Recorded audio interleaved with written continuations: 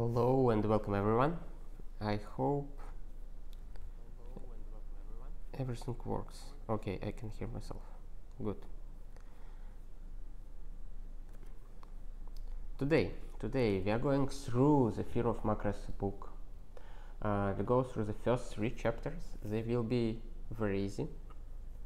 The reason we go through this book because hygienic macros are not like an easy topic. It's quite complex topic.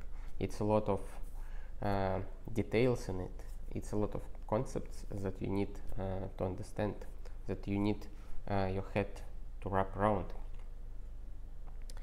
And this is one of the resources where you can learn more about those hygienic macros. One of the ideas which you can find in first 2 chapters of the book is about the way you approach learning. One option, which is why this book exists, is just to share somehow your knowledge with other people, explain them some hard topic to better understand this hard topic. And this is basically why this book appeared. And this is one of the reasons I do the streams and I explain and go through this book on the stream, because I also want to share the knowledge I get from this book to better understand the ideas. And the second approach of learning that mentioned in the first 2 chapters of this book is just putting yourself into the context of the topic from different perspectives. There are like a lot of different resources. You go to one resource, like you learn it somehow, maybe not completely, you get some basics, you get some pieces, you put it aside, you go to the other resource, or maybe you do some exercises, and piece by piece you build like a context around this topic, and at one point of time something clicks and those pieces are getting together and you get like a good solid understanding of the whole topic. This is how I deal with like complex topics. I already know some basics, but I still can't say that like I understand the topic completely. So I come back and forth to some learning resources, I do some exercises, I do some experimentation, I put it aside for a while, do some other things and come back to it one more time. I understand like the areas where it's applicable during this time, I understand the problems that can be possibly solved with this topic, and going back and forth like allows to really deeply understand the topic and all the details about it. And this is very simple idea that I would like to share with you. Maybe it will be useful for you as well. The third chapter is actually the practical part of the book, where starts the practical part of the book. Is a very simple concept without all fancy like functions and APIs that is provided by macro system. It's very simple. It's about transformers, and transformers is a very basic function which takes a syntax and produces a syntax. The syntax is the object that you get from parsing scheme code. So your compiler or parser or whatever goes through your code and generates a syntax object which you can pass to a special function called transformer, and this transformer function will somehow modify the syntax or produce a completely new syntax object and return it. And the next phase of compilation will be happening with updated object. Looks like a very simple concept, and we will be exploring it through the whole chapter, and to make it easier to understand, I will be doing it interactively in IDE, and for that the first step will be setting up the environment where we will be experimenting. There is IRC chat and YouTube chat that I will be reading from time to time and answering some questions if you have them, of course. Okay, let's open a project and let's create a new file. I already have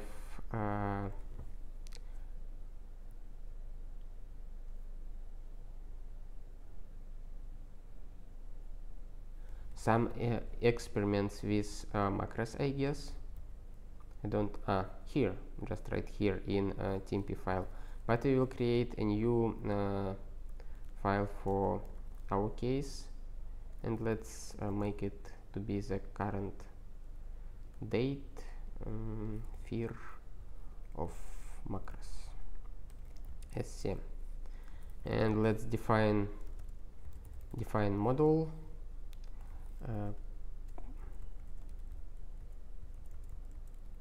To be sure I don't do any mistakes, I will just copy paste it. Can I evaluate it? Not yet. I need to start a REPL.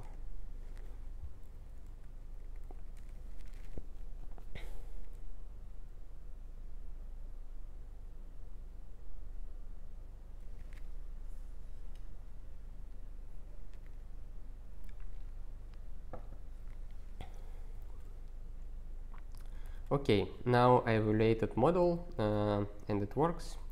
Everything works fine. Display hello. Okay, good. We have a working environment. Now we can start experimenting with our macros.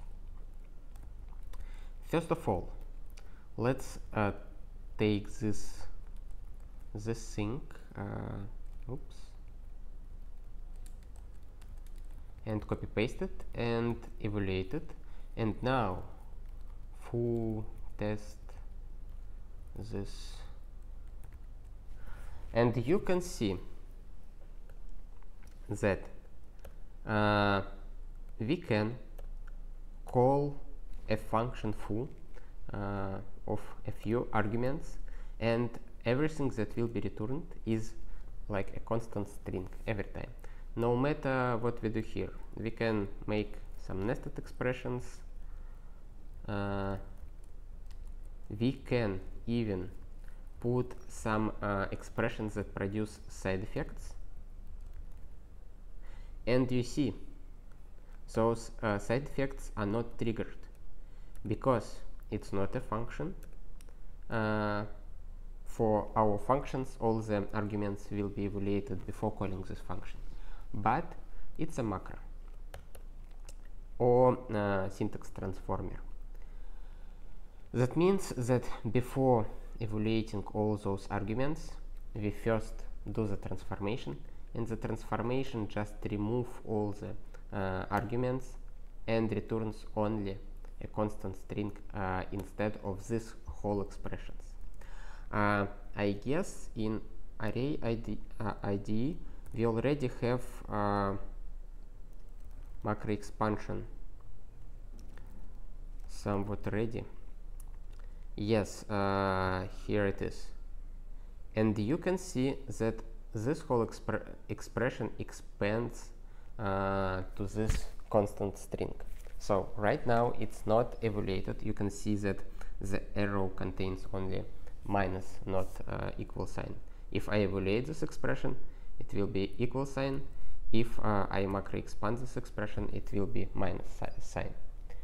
However, the macro expansion model is a bit like naively implemented, and it may not work in all the cases, but overall it already useful for our experimentations that we will be doing today. Okay, using it, we already tried. Now, define syntax. Define syntax is similar to usual define, where you can define a variable and set the value to it, or you can directly define a function. This is a different form of define, which is expanded to this form. And probably if you go to define definition, define model define, no,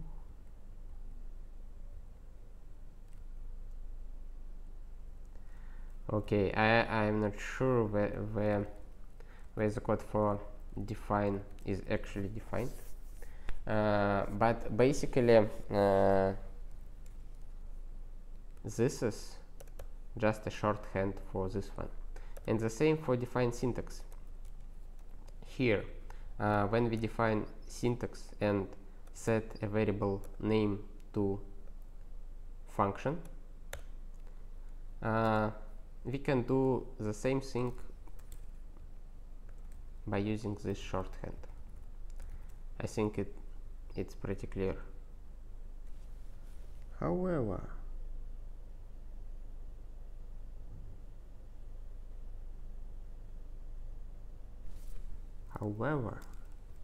in Guile you can't do it. Funny. So it's possibly defines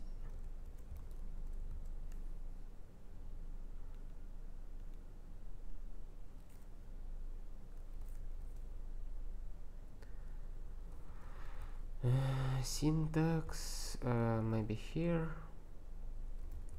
define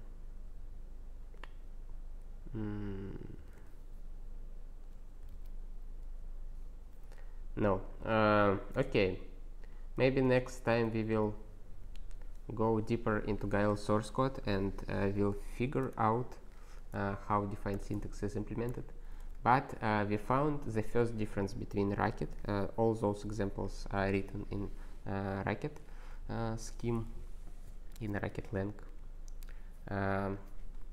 And we found the first difference. We can't use define syntax in shorthand form in Guile because it produces an exception. To be 100% sure that it's not a problem with the IDE, I will do it in the basic Guile REPL. And that's it.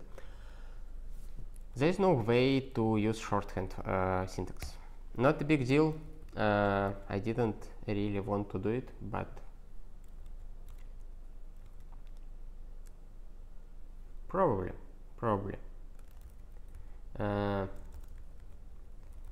propose lambda less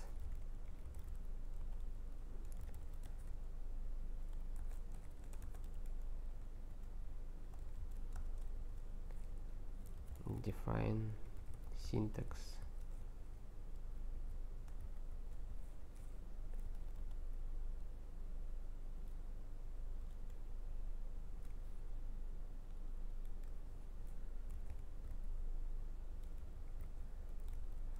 to Guile.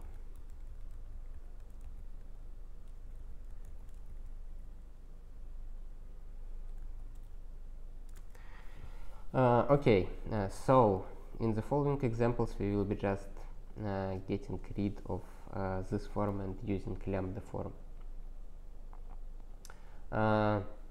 Here the next example is using of a sharp quote, which should be a shorthand reader macro for syntax. We can actually take this expression, put this expression and see what it returns. It returns a syntax object which contains some information, module, line and column, and the syntax itself. If we wrap it a bit more, fan first, something like this, you can see it still return like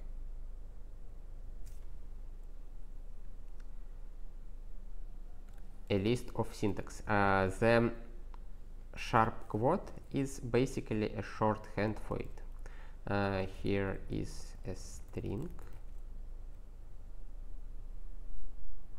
You can see it still returns a syntax. If we take a list and put a list here, it returns a list of syntaxes.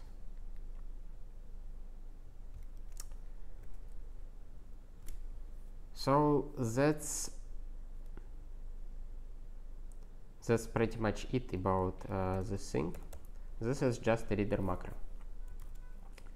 I hope you're already familiar with quote macro.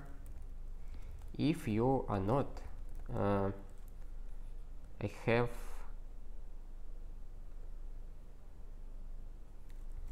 have a stream on this topic, stream a video.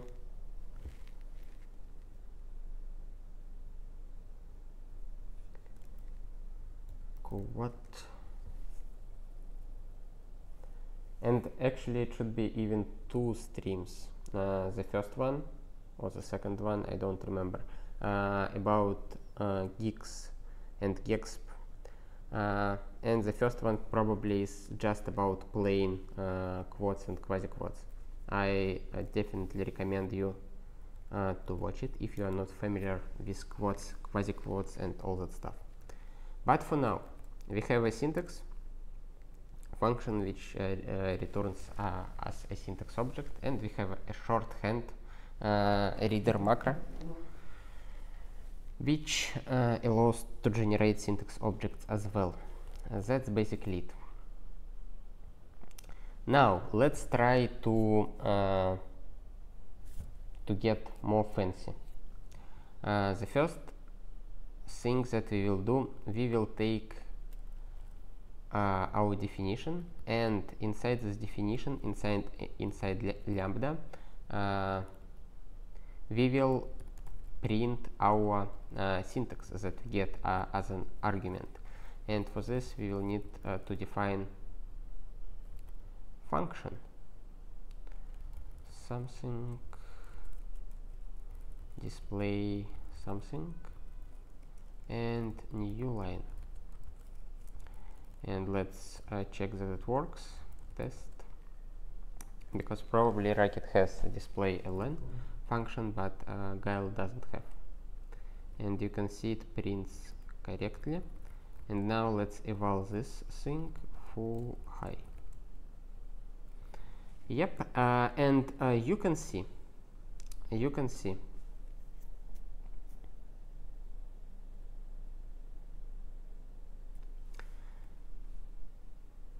that our transformer get a syntax which contains a list of syntax inside it.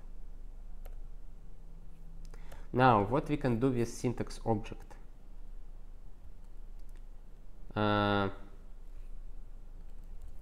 Let's figure it out.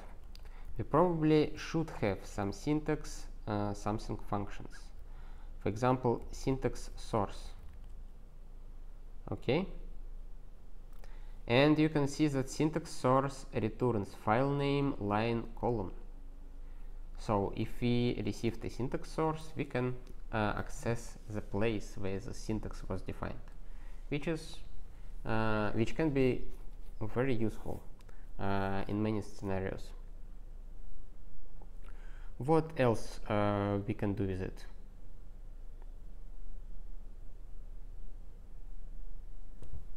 Let's try a bit more involved example as it shown here.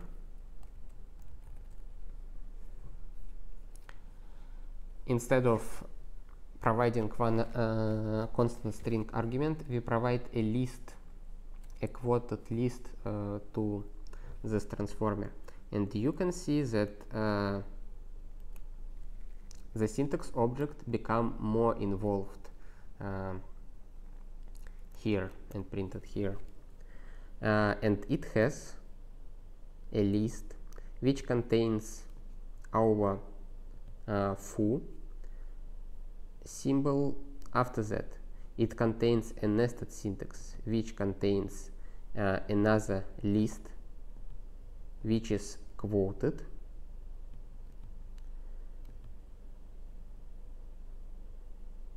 which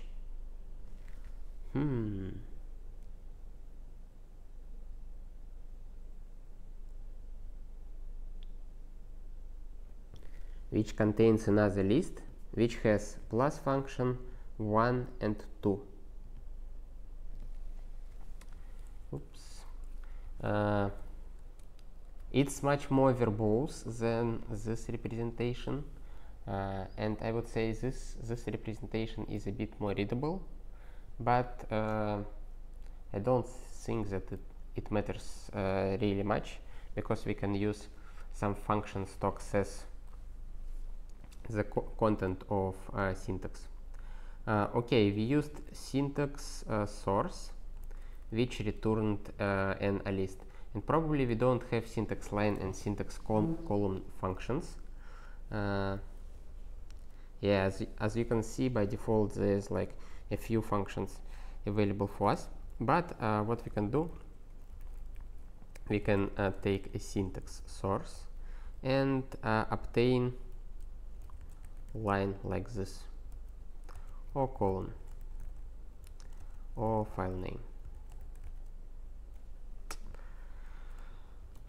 So basically all that stuff is also possible with Guile. Now let's transform our syntax into datum, which will be like the actual S expression we usually see. How we do it? We just take a syntax object.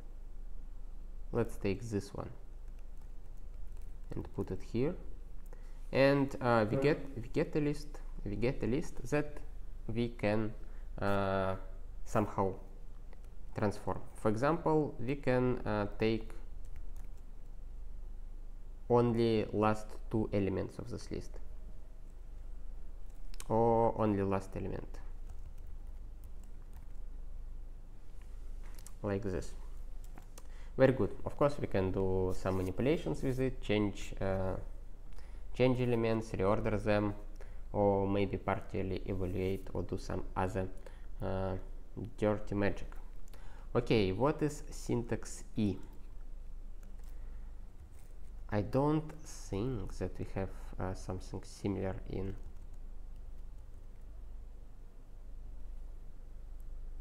Guile.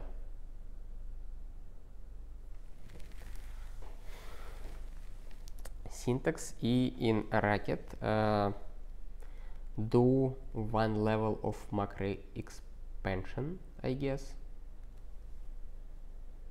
And instead of like getting a syntax object, a top level syntax object, it returns a list of syntax objects. Let's see what syntax datum looks like.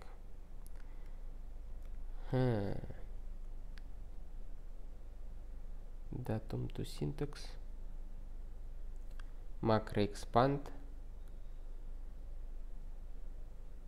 So syntax E equivalent should be named as macro expand 1, I guess. Maybe it's not like verified information, it's my educated guess.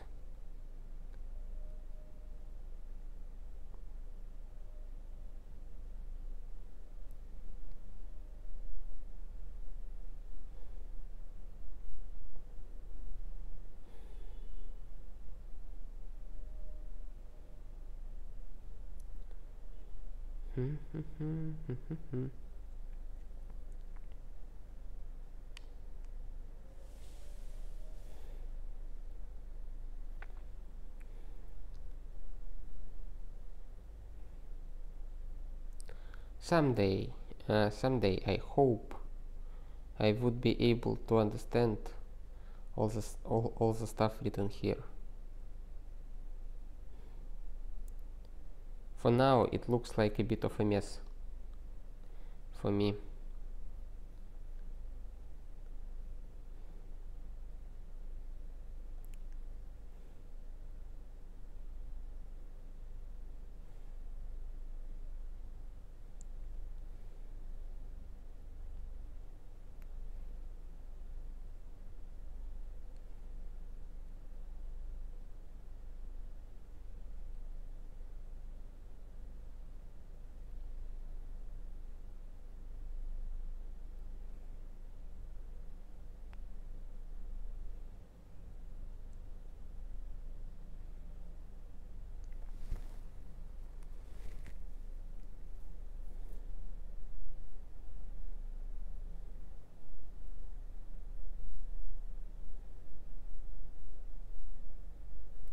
Expand top sequence.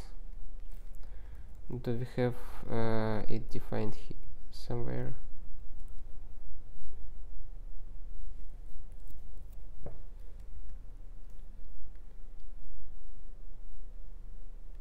I guess this is a function we are looking for.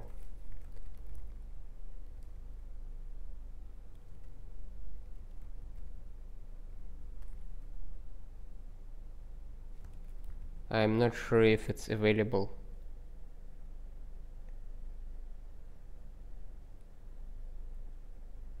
I'm not sure.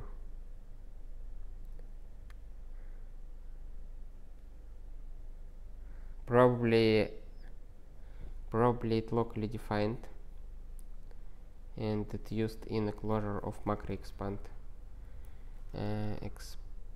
Macro expand. We have set macro expand blah blah blah, which uses this thing.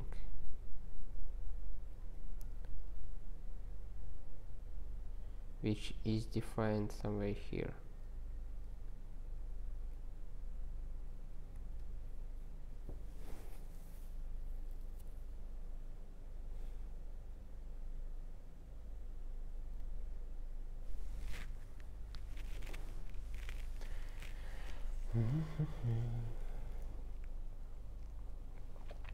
When somebody says you that scheme is very elegant and simple language, they're lying to you.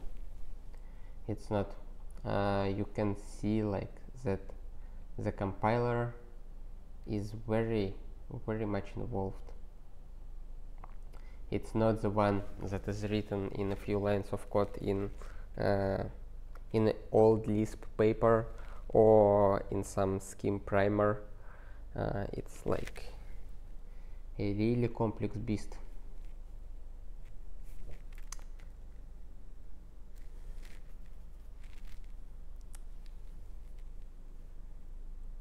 Quickens out. Hello. This stuff looks intimidating. The stuff that is written here is intimidating for sure.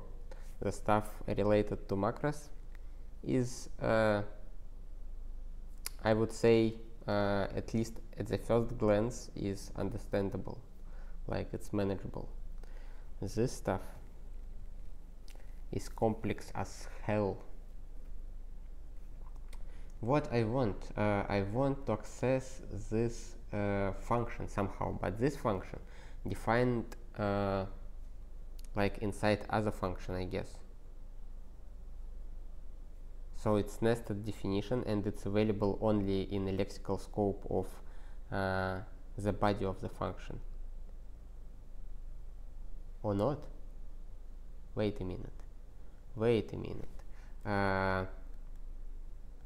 We have a let, and let define just a few variables because we probably don't have define yet at this moment of time, or for some reason, other reason, but probably just because we don't have define yet.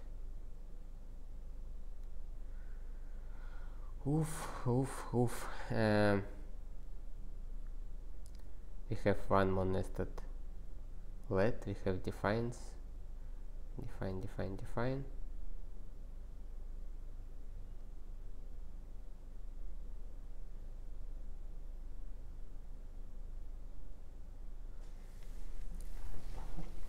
I don't know how much fun looking at me scrolling through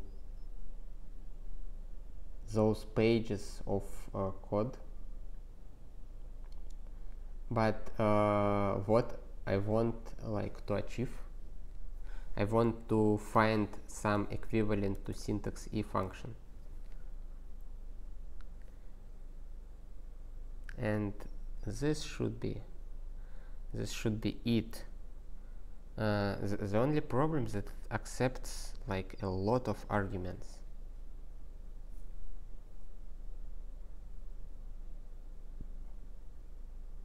Extend rib cage.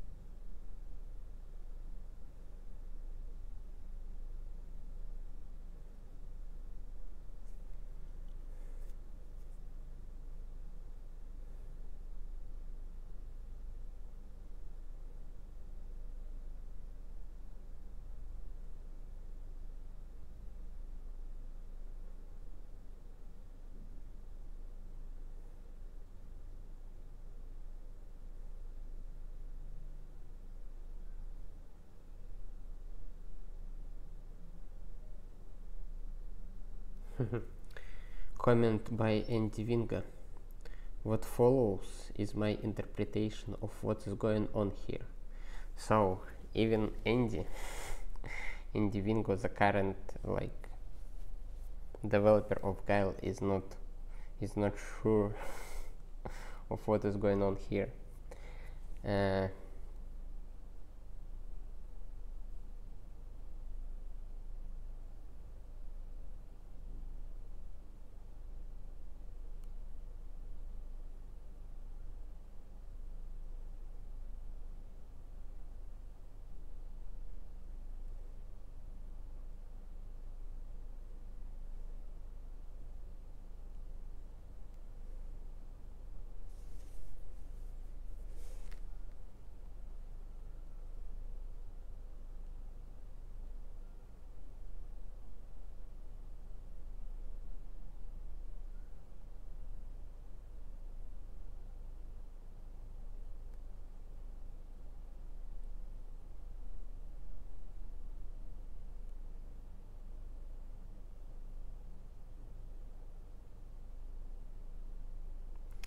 The funny fact, people back in the day only read out loud.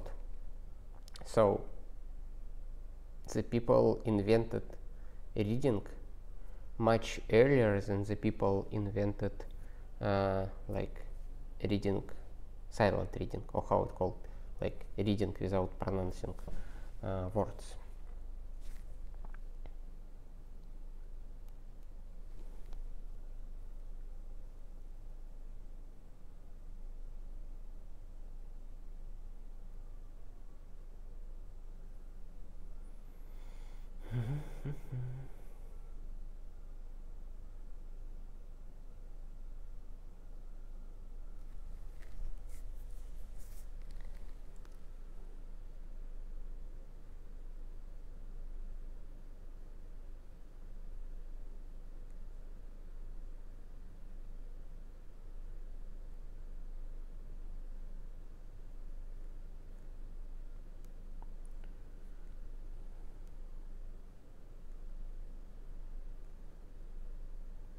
expand void, build void, no source.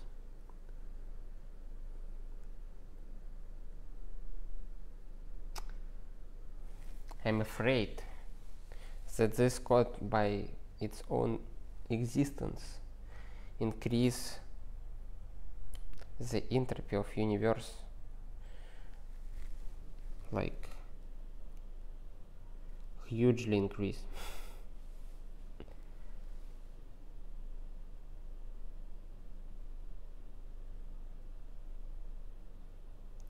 Strip syntax objects recursively.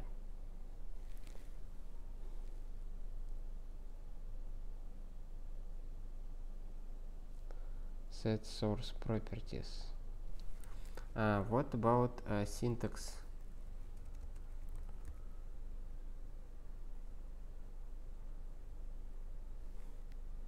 We have like just a few functions here. Source, rules, error, case.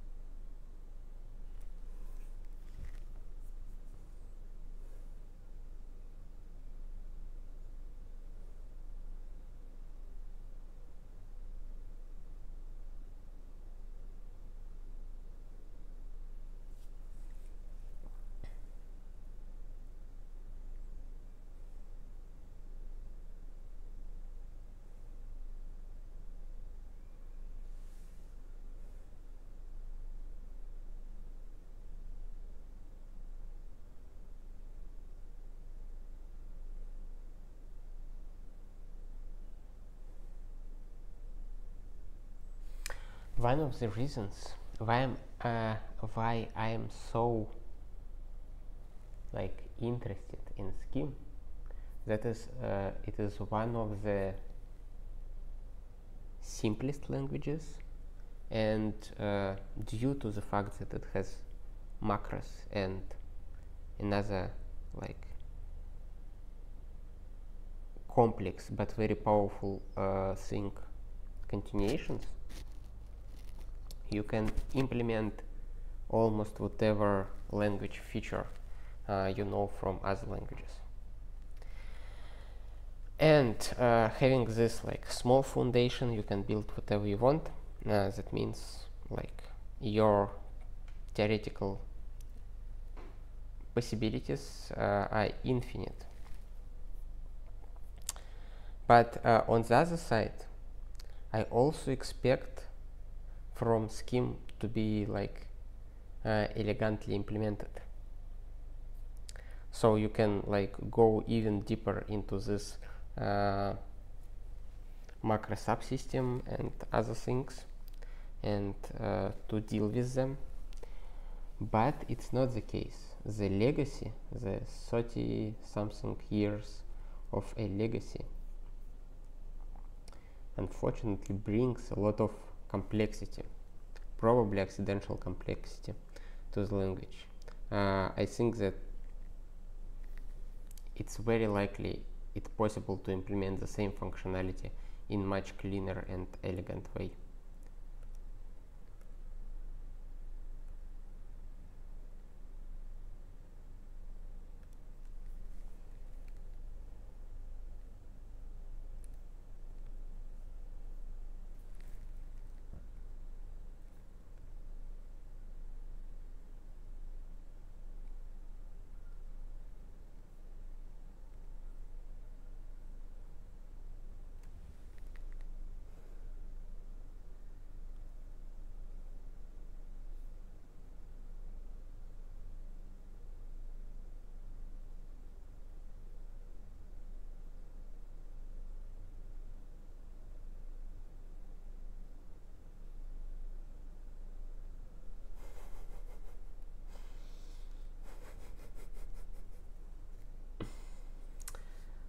Okay, senior macrologists.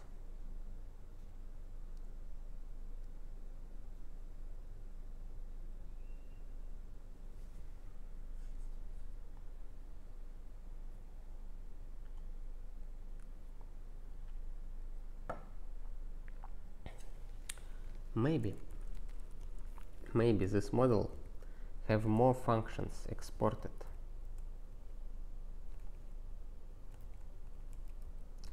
Let's use this model and see.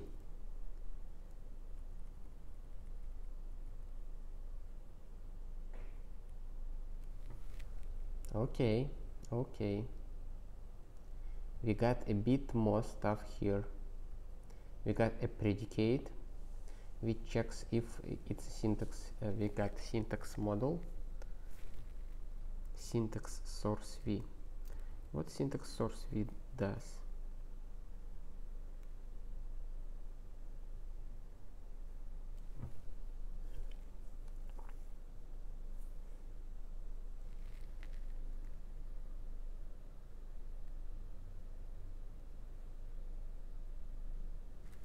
Use syntax datum instead of syntax expression.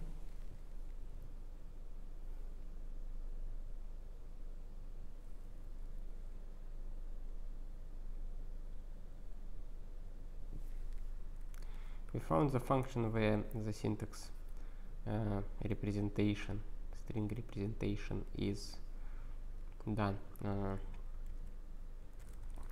Okay, we can go to syntax internal.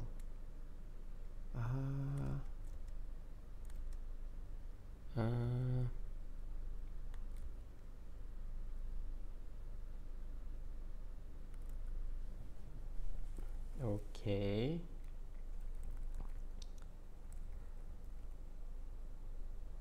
Use model.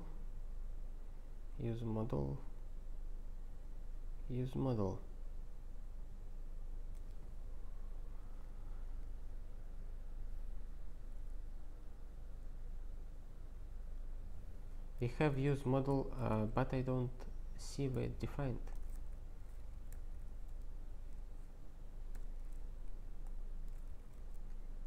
Syntax internal.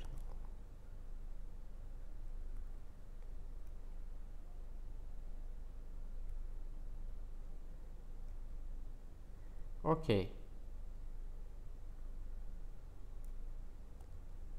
Okay, defined in boot 9.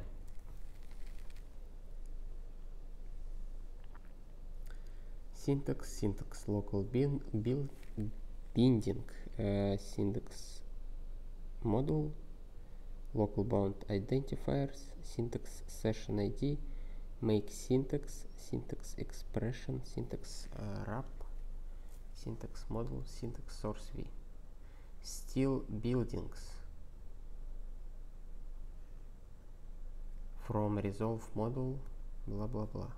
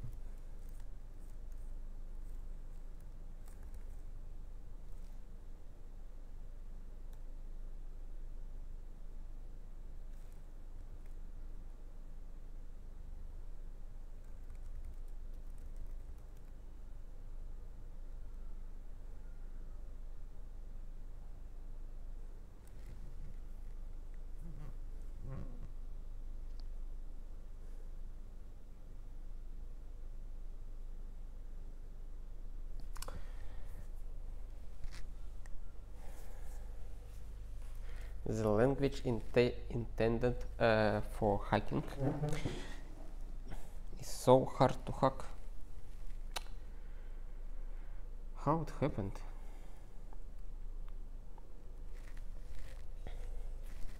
Okay, my next dream or desire or whatever you want to call it, is a schema implementation which is elegant and hackable, so you can explore the API, see like how it internally works without like getting a PhD in compilers. would be really cool.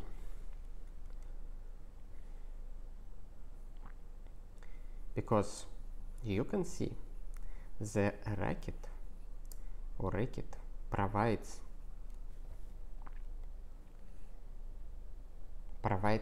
some, I don't know how low level, but some useful functions for operating on syntax, and I can't find like alternatives for those functions.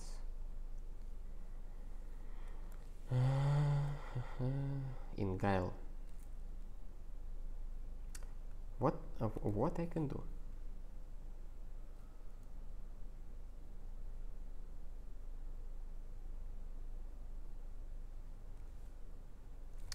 I can write a post in Mastodon and maybe ask for some help. Syntax list.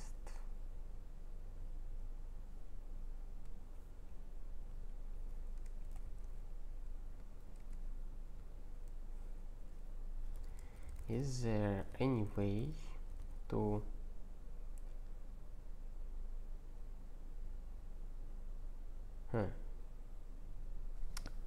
is there any similar to rackets syntax E and syntax list functions in Guile scheme? Probably are there any similar functions. Guile scheme racket lisp macro. So, okay.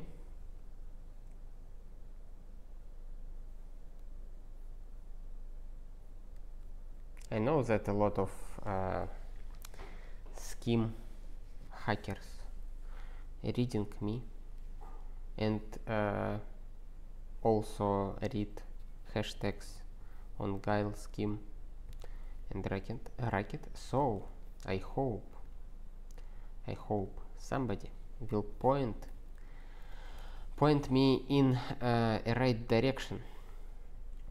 Okay, let's skip it for now, because we don't really want like to rewrite the Guile compiler today. We just want to experiment with, you know, with macros a bit. Let's implement this macros.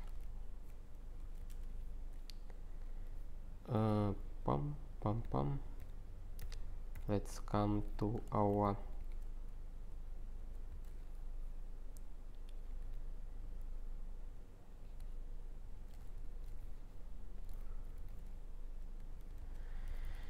reverse me. By the way, do we have a reverse function? Yes, we have. Now we put it here, and let's remove this one. Now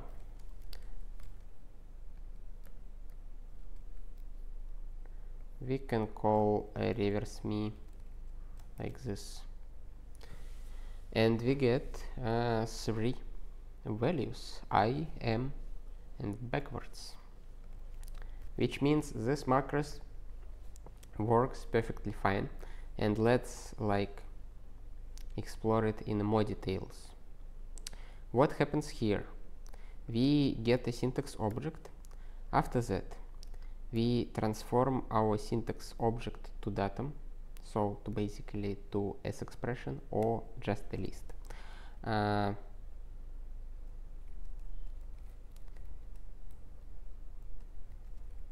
Our syntax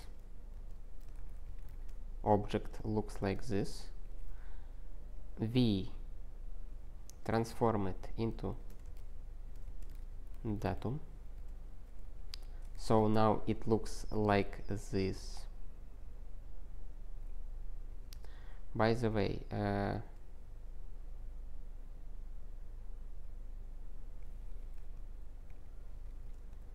let's see how macro expand works. You can see that this expression before the evaluation will be transformed to this expression. So it basically call to values function with 3 arguments. And now we will explore step by step how it happens. Okay, we transform our syntax object into the list which contains those 4 elements. First one is reverse me symbol, the backwards m and I strings, and values symbol. So 5 elements. After that, we get read out of the first element, which is reverse me, because we don't care about the name of the function. It can be reverse me, I mean name of the macro. It can be reverse me please, or whatever. We just ignore it. So by calling cdr function, or cadr, I guess the pronunciation of it, we get rid of reverse me symbol from the list. Now we have 4 elements in this list. After that, we take those 4 elements and we reverse the list and get those 4 elements in opposite order. So values become first, I becomes second, and so on. And after that, we transform this list back into syntax, because the transformer, the function which like takes a syntax, should return a syntax as well. And we do it with datum to syntax function. And datum to syntax function accepts some context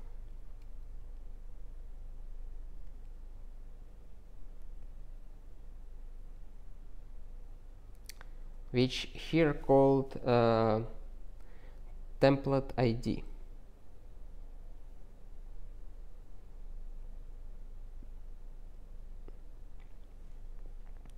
Which is a lexical context information.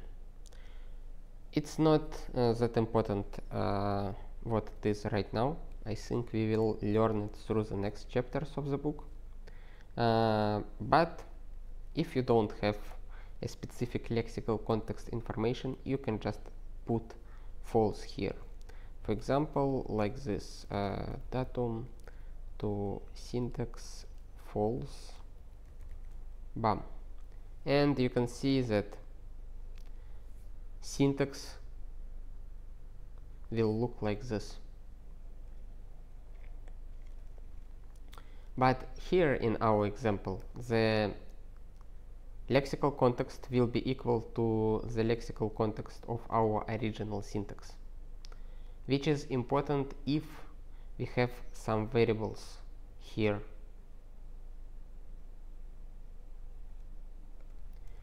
For example, if I put a here, and we need to define a first, let's call it like this, you can see it returns I am backwards. And now if I use false here, I guess it can fail. Yes, now you can see it says unbound variable, because in our lexical context we put false. But if I return hard-coded m and evaluate it again, it works again. But for this case it throws an exception, because we don't have the same lexical context for resulting syntax.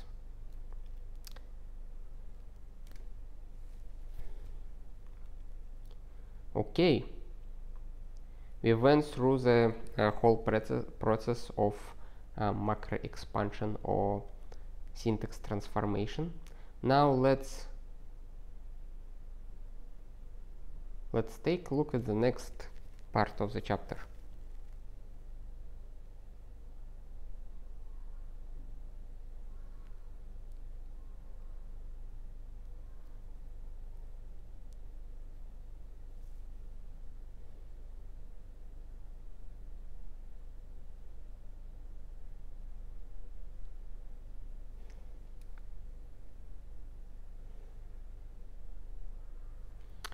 here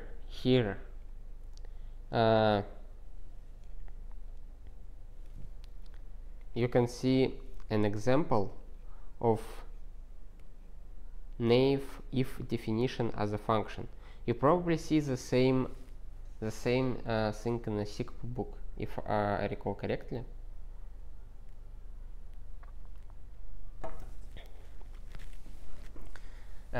This definition for if works only if we don't have side effects for inside our values. But however, if we have a side effect, because all the arguments of the function evaluated upfront, all the side effects will be triggered anyway. You can see that two sides effect triggered. However, in like a real if, as it implemented in most schemes and Lisps in general, the side effects won't be triggered. They will be triggered only for the branch that is, will be chosen by the condition value. And you can see the example why triggering side effects can be problematic. If you have such condition, it's too clickable. If you have such condition and every time you like calculate this expression, files will be deleted, you can get into troubles. It's, I guess, a quite famous meme about how to check that database exists in SQL. How to check if database exists SQL.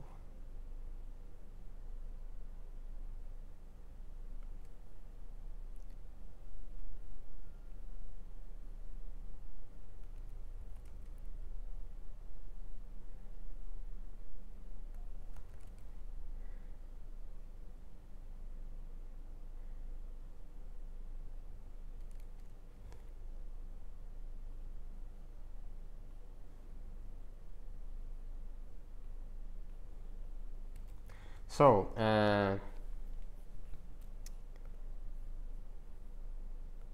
the idea was the following. There is like a snippet of code where a statement that drops a table in the database and says if the table successfully dropped or deleted, it says table existed. So this is how you don't want to implement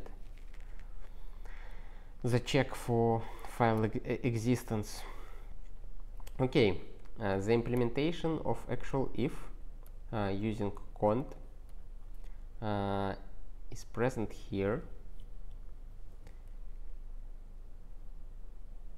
and we won't be able to implement it because we don't have syntax to list function.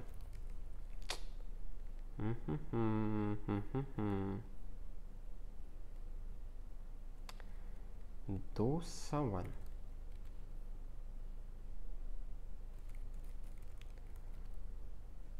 macro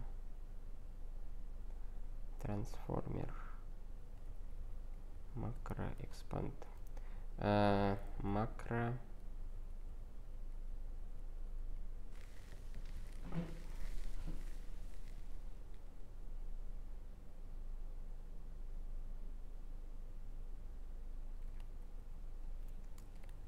maybe it's done for a reason in Guile.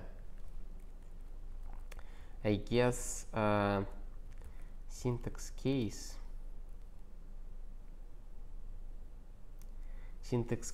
what is supposed to be used for constructing macros,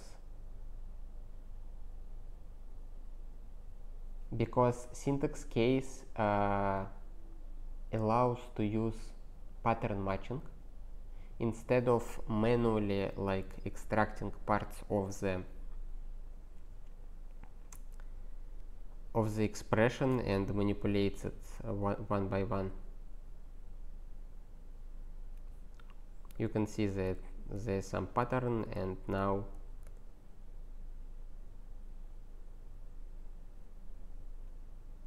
you can generate a new syntax out of it.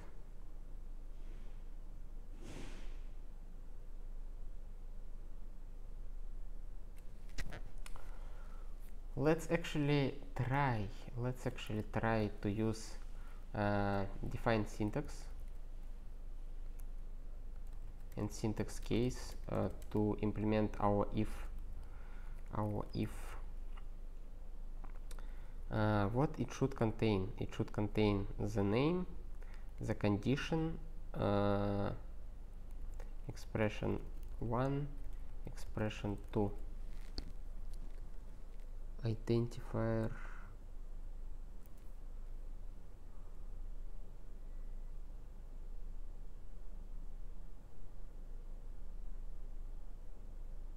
can we skip this part? How the syntax?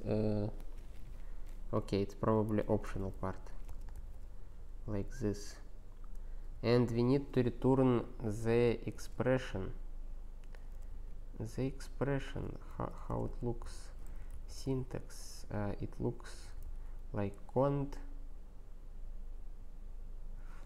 Let's put e1, e2 for now.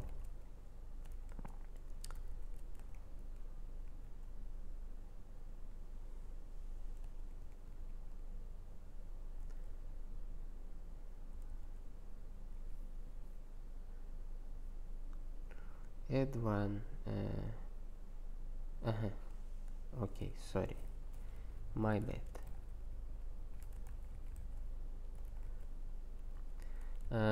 Okay, our if true 1 2 cont 1 2 very good, almost. We don't need this one. Okay, and macro expand, syntax form, invalid clause. Okay, this is good. And now let's try to replicate what is written here. What is written here? Cont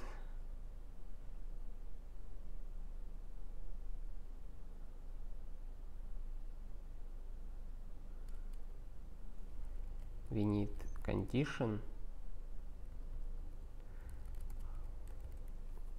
I always forget how many parentheses we need in cont. Cont condition and else e2, I guess, like this. Cool. And if we put false here, nice, it works. And now we can do a macro expand, and it will be transformed into if. You know why? Because cont is implemented in terms of if. I would like to have macro expand 1, so we can see step by step how it gets expanded. But as far as I know, there is no like public interface for macro expansion, for one-step macro expansion. Okay, anyway, we implemented our if with a syntax case instead of datum to syntax and syntax list.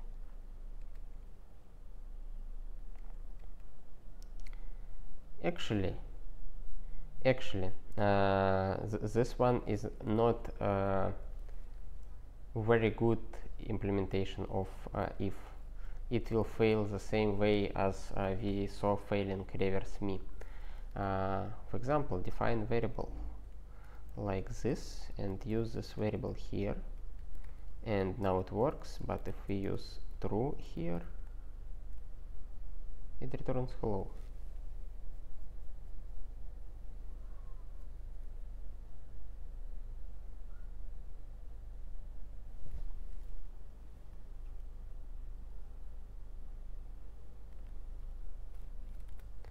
Begin display hi. If we do like this, it works. It works.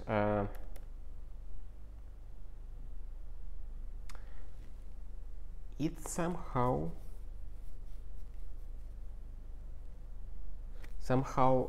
added a context to syntax.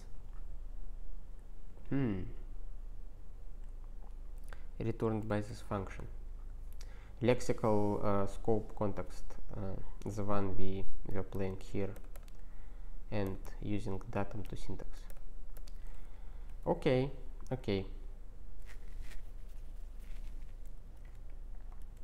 You know, during the stream I already learned a new thing for me. I finally learned what the datum to syntax function like accepts as a first argument, because previously I was just either ignoring it or copy pasting from examples, but today I actually understood why this thing is needed. I still don't understand why this syntax returns a correct syntax with correct lexical scope, but probably due to the implementation of some part of macro magic.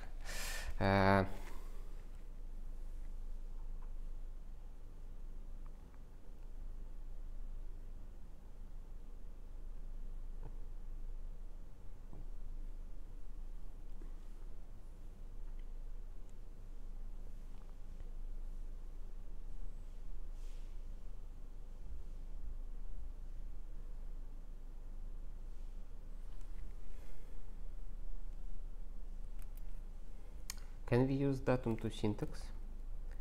Datum to syntax and like do this thing. Okay. No.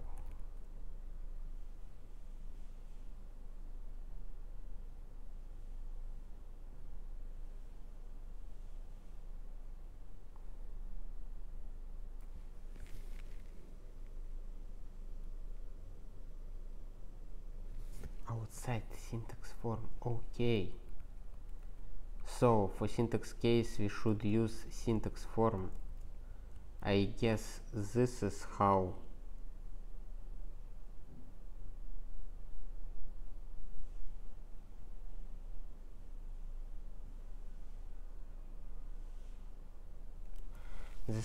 we get our syntax back, our lexical context back, because somewhere in the syntax case implementation it does it.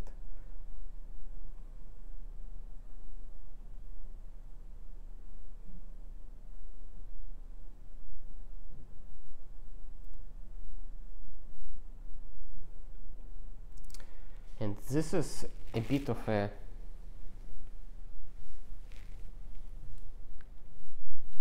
unnecessary complexity, that we have syntax rule, syntax case, some explicit transformation of the syntax, and all that things happening, and making it really hard to to grasp it by not only newcomers but by also quite experienced programmers.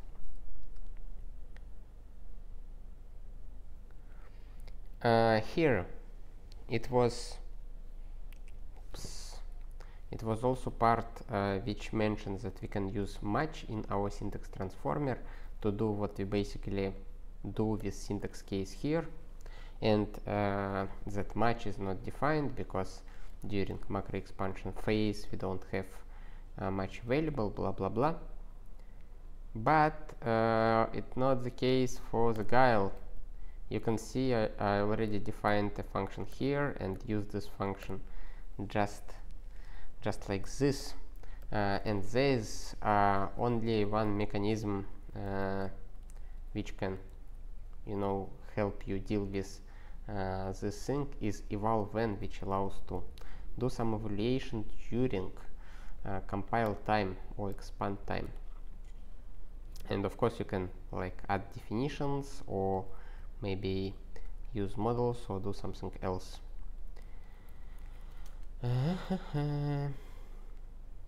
And it's very much Racket specific, I guess. It uses require for module requiring, it uses for syntax, for eval when, expand inside require, and all that stuff. Also, begin for syntax. Begin for syntax is probably a special macro which will eval the definitions inside the body of this macro during macro expansion time, so you can use it inside macro definition. Probably in Guile there like some also complex machinery happening during macro expansion time. We already see the source code, it's like quite involved, which allows us to reference functions defined here. And I don't know if I'm glad that I learned those things, or they don't, they must not exist at all, and I don't need to care about it, or it's inevitable and you know you need to learn it. I guess it's probably possible to implement it you know, in a simpler way, so you don't have to dive too much into this strange, not strange, but complex implementation details and evaluation details.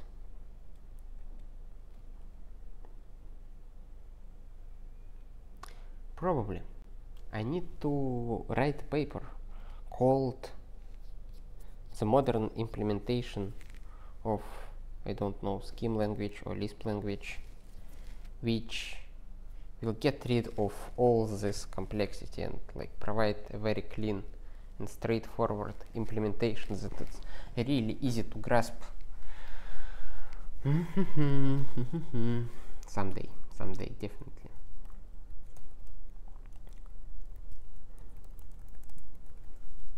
Okay, that's basically it for the chapter.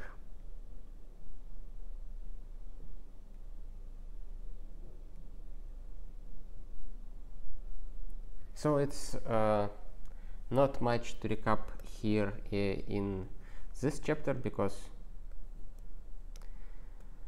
this recap contains only one really relatable information to us, that syntax transformers work at compile time and not runtime, and the fact that you can use your usual operations operating on lists and other scheme data structures inside macros to actually transform the code. And the rest is like Racket specific. But we learned a few things, at least I learned, and I hope you also learned. Let's check the messages. The messages are empty. So I think we are ready to wrap up. Any last words for the stream? The transformers are quite straightforward. I would like to be Guile be implemented in a more elegant way, and I would like it to have a better API for manipulating syntax. and allowing to work with syntax without syntax case and syntax rules, which we probably learn later in later chapters of Fear of Macros. The hygienic macros are interesting and probably very powerful, but we will talk about Guile, I don't know how to pronounce that name, someday later. We definitely will talk about it, because they're like a whole class of macros which are not hygienic, and they're also quite fine in many scenarios. Okay, I hope you found something useful during the stream, and I hope you enjoyed it, and I see you in a bit. Bye.